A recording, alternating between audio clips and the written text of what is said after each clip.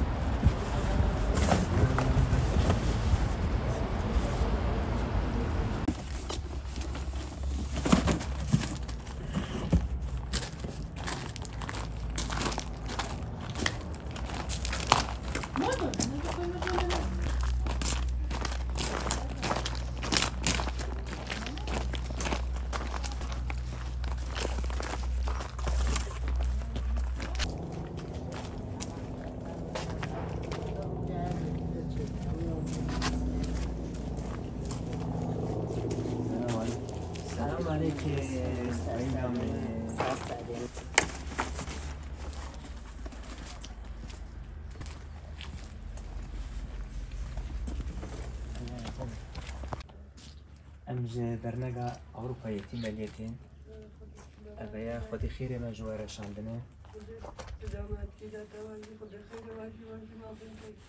Xwenga min ev jî Xwedî xêrê me ji we re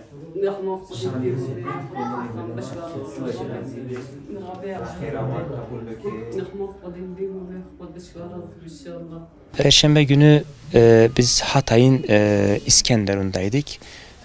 Malumunuzdur, orada depremde mağdur olan birçok kardeşlerimiz vardı. Orada da biz gıda ve nakdi yardımda bulunduk. Oradan biz Mardin'e geçtik. Mardin'de de yine mağdur ve ihtiyaç sahibi ailelere de orada da biz gıda ve nakdi yardımda bulunduk.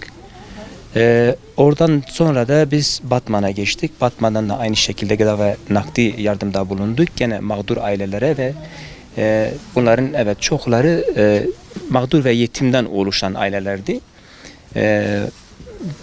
Bugün de Van'dayız. Bugün dün akşam biz Van'a geldik. Bugün zaten bizim buraya gelmeden önce başka projelerimiz vardı.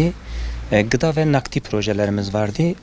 Biz o projelerimizi gerçekleştirdik. Hamdolsun şu anda burada yetim ve mağdur çocuklarımızı kış öncesi giyim projemiz var. İnşallah biz bu çocuklarımızı burada bugün giyindireceğiz.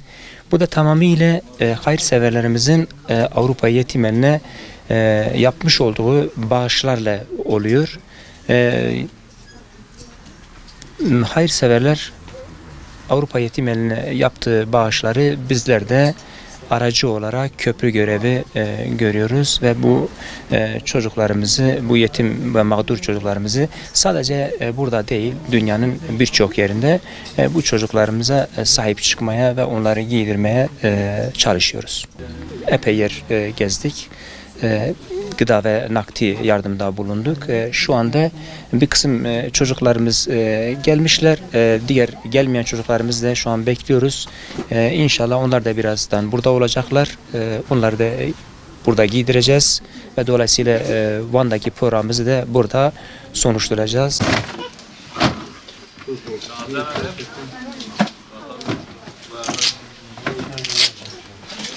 Bakın bu nasıl?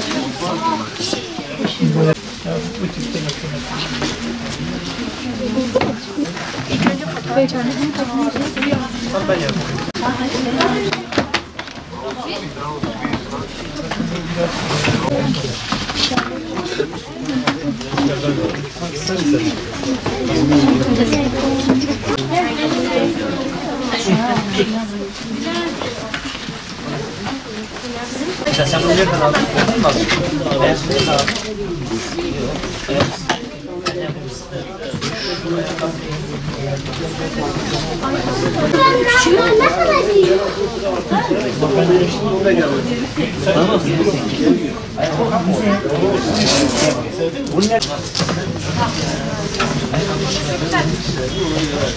Burada geleceğim.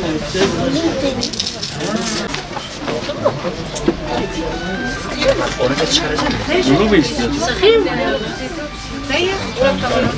Şöyle bir yürü bakayım. Bir de bana dön gel. Bir de bana dön gel.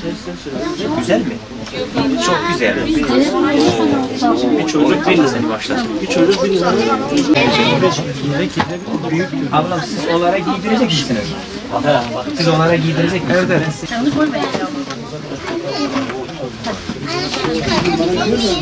Tamam.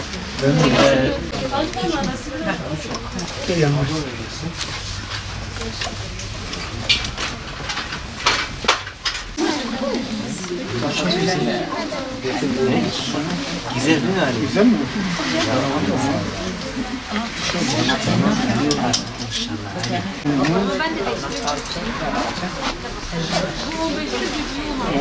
Güzel olmuş. Bak nasıl güzel. Bak. Son kadar güzel oldu.